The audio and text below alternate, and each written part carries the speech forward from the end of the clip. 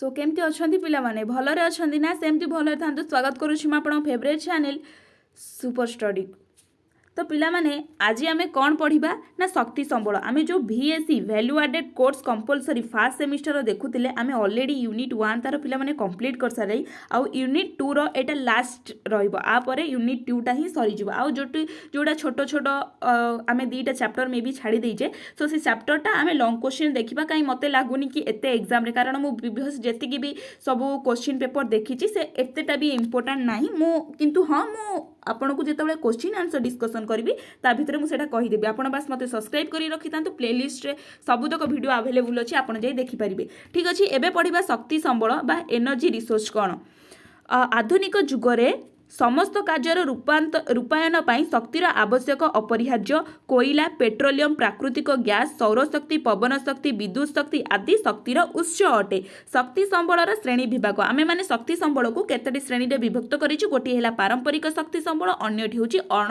पारंपरिक शक्ति संबल तो पारंपरिक शक्ति संबल किए आसिला ना जाळेनी काठ गोबर घसी पेट्रोलियम कोयला प्राकृतिक गैस विद्युत शक्ति इत्यादि तो अण पारंपरिक शक्तिर उत्स किए हैला ना सूर्य किरण पवन जो आमे पवन जो शक्तिटा बाहर जानते ना पवन शक्ति बाहरी भी विद्युत आसी थाए देन जुआर भूताप शक्ति जैव वस्तु परमाणु शक्ति एगुड़ा सब कौन है ना अण पारंपरिक उत्स तापर देला पारंपरिक शक्ति संबलर उत्स कौन है फास्ट देखा आम कोयला तार गोटा पार्ट ना कोयला देखा कौन देला ना उद्भिद नियुत नियुत वर्ष धरी माटी तले चापी होई वायुर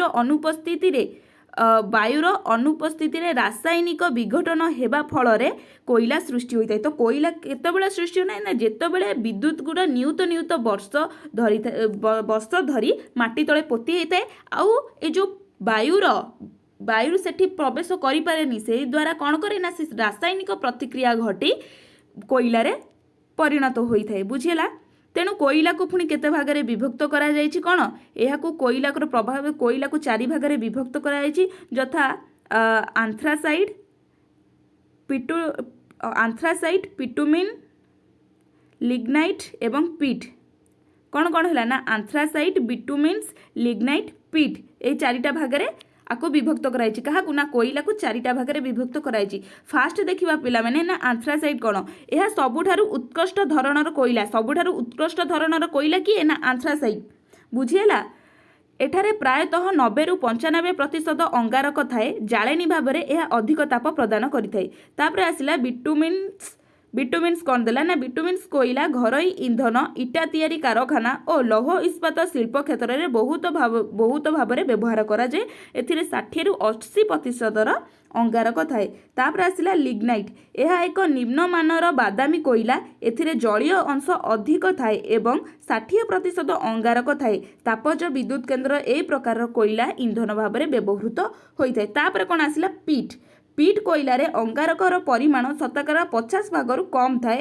यह निकृष्ट धरणर कोयला जदि क्वेश्चन आसे पिला माने सबुठारु उत्कृष्ट धरणर कोयला किए आ सबुठारु निकृष्ट धरणर कोयला किए ता आप लिखि परिबे सबुठारु उत्कृष्ट धरणर कोयला हैला आंथ्रासाइट सबुठारु निकृष्ट धरणर कोयला हैला पीट जेटा कि ताप क्षेत्र में बहुत कम ताप प्रदान करि थाए कोन पई ना सेठी 50 भागरु कम अंगारक थाए ताले कोयलार व्यवहार कोन देला इठी आम देश में शक्ति क्षेत्र में कोयलार स्थान एबे भी सर्वाग्रे रही शिल्प क्षेत्र में कोयला कंचामाल रूप में व्यवहार हुए रासायनिक पदार्थ रंग सार सिंथेटिक्स विस्फोरक आदि उत्पादन पर कोयला कंचामाल रूप में व्यवहार हुए उप उत्पादक भाव में एथिरु आल्काइता सल्फर बेंजीन आमोनिया बाष्प और नाफ्था मिली थाए कौन कौन मिली थाए ना आल्काइता मिली थाए सल्फर मिली थाए बेंजीन मिली थाए आमोनिया मिली थाए बाष्प और नाफ्का आदि मिली थाए कोयलारू अनेक दरकारी जिनिस मिलिथिबारु एहाको कृष्ण हीरक कुआ जाए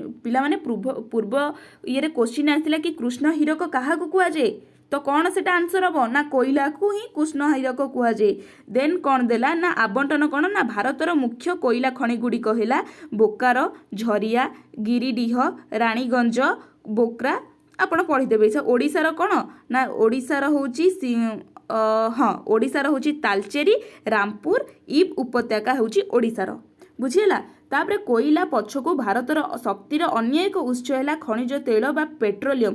भारतर उत्पादित पेट्रोलियम शतकड़ा 16% आसाम रु, 18% गुजरात रु एवं 44% बॉम्बे हाई मिलता है। पेट्रोलियम एक उत्तम घर्षण ह्रासक भाव में व्यवहृत हुए। आवंटन आर कौन देखा कौन बॉम्बे हाई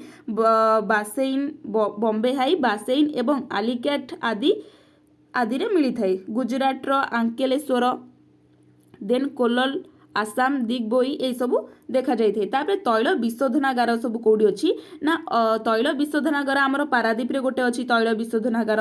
तो यही सब जगह तैल विशोधनागार अच्छी आपन सेटा देखिदेवे। तापर कौन देला दिग्बोई भारतर सबुठारु तैल विशोधनागार दिग्बोई कोड़ा एटा मोस्ट इंपोर्टेंट। दिग्बोई आमर भारतर सबुठारु भारतर सबु सर्वपुरातन हाँ दिग्बोई कौन भारतर सबुठारु सर्वपुरातन तैल विशोधनागार। पृथ्वीर तैल आमदानी प्रथम किए से तैल जो आमदानी होची प्रथम होची युक्तराष्ट्र अमेरिका, द्वितीय होची चीन एवं तृतीय स्थान होची भारतर। बुझेला। तापर आसला पिला माने एठी प्राकृतिक गैस आसला कौन ना प्राकृतिक गैस आसला कौन ना प्राकृतिक गैस पेट्रोलियम सहित गोटे खनिरु किंबा अलगा खनिरु मिलता है। प्राकृतिक गैस शक्ति एक उत्स एवं पेट्रोलियम शिल्प रे औद्योगिक कंचामाल रूप में व्यवहार करा जाइଥାଏ। एहाकु कम अंगारकाम्ल बाहरुथिबारु ओ एहार परिवेश को प्रदूषित करू नथिबारु एहाकु चलित शताब्दी रे मुख्य इंधन भाव में विवेचना करा जाइଥାଏ। तो मुख्य इंधन भाव में काहाको विवेचना करा जाइଥାଏ ना प्राकृतिक गैस को विवेचना करा जाइଥାଏ। कृष्णा गोदावरी उपत्यकार बहुल परिमाण रे प्राकृतिक गैस भंडार रही अछि। तापरे कौन देला पिला माने ना विद्युत शक्ति आसिला। जे कोनोसी देश रे समृद्धि पाई विद्युत शक्ति गुरुत्व सर्वाधिक। विद्युत शक्ति उत्पादन पाई कोईला पेट्रोलियम परमाणु शक्ति जल शक्ति व्यवहार करा जाइଥାଏ। देन विद्युत शक्ति कौन ना जल विद्युत शक्ति दी भाग रे गोटे होची जल विद्युत शक्ति आ गोटे हला तापज विद्युत शक्ति। मन रखिना तू जल विद्युत शक्ति प्रखर गति रे जल जेतबेले प्रखर जल विद्युत शक्ति प्रखर गति रे प्रभावित अक्षय संबल जलरू उत्पादित। अक्षय कौन पाई लागिला ना ए जो जल संबलटा जेतबेले आमर हीराकुदु डैम कथा देखे सेतबेले जेतबेले गेट खोले सेतबेले गोटे कौन सेटा कहंती तो मो ठीक से मन नहीं सेटा गोटे ये भलिया घुरे जहा द्वारा कि आमर विद्युत शक्ति उत्पादन होता है। तो सहीटा कौन कि क्षय हो जाउछि कि ना सेटा अक्षय रहुछि कारण आमर पानीटा कौन जेते मात्रा रे जाउछि सेति जदि सेही आमे देखिबा आमे कौन कि कोईला को जाली कि आमे गोटे विद्युत शक्ति उत्पादन करूछे तो सहीटा तो क्षय संबल ना। तो भारत में अनेक गुड़िए बहुमुखी योजना जथा दामोदर उपत्यका योजना एटा कौन लिखा पिला माने कहले सॉरी हाँ यहाँ दामोदर उपत्यका योजना भाक्रा गोटे आउ गोटे है कौन ना भाक्रानंगल योजना हीराकुदु योजना आदि विद्युत शक्ति रही। आप गोटे एग्जाम्पल देदेले भी हम हीराकुदु योजना भी आम ओडिशार अच्छी आम से एग्जाम्पलटा दबा कहीं एत दबा। तापर कौन देला एटा एत इंपोर्टेंट नहीं आप खाली पढ़ीदेवे। देन आसला कौन ना तापज विद्युत शक्ति एटा कौन फास्ट गला आमर जलज विद्युत शक्ति एबे आसला तापज विद्युत शक्ति। कोईला पेट्रोलियम एवं प्राकृतिक गैस व्यवहार करी तापज विद्युत शक्ति उत्पादन करा जाइଥାଏ। मात्र एगुड़िक सरंती और क्षय संबल अटे। भारत में प्रायतः 310 रु इंपोर्टेंट पिला माने 310 रु अधिक तापज विद्युत शक्ति केन्द्र रही। देन आसला एठी अणपारंपरिक शक्ति संबल उपरे कौन गला ना पारंपरिक शक्ति संबल कोईला गला ये सब गला बट एबे आसला अपारंपरिक शक्ति संबल। पारंपरिक शक्ति संबल स्रोत समूह क्रमशः क्षय प्राप्त हेउथिबारु सौरताप पवन जुआर जैविक वस्तु और अवजाना को शक्ति उत्पादन गुरुत्व लाभ करिछि।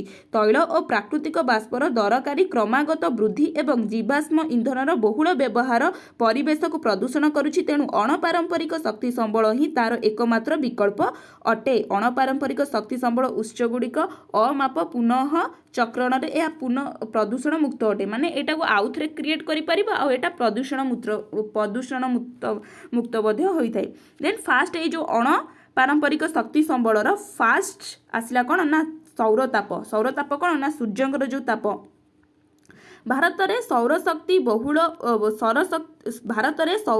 बहुल उपलब्ध हेउथिबारु एहाकु व्यवहार करी विद्युत शक्ति उत्पादन करा जाई रोषेई करिबा जल ऊपर को उठाइबा पानी गरम करिबा सौर लंठन फ्रिज लगाइबा एवं रास्तार आलोक जलाइबा व्यवस्था मध्य करा जाइछि।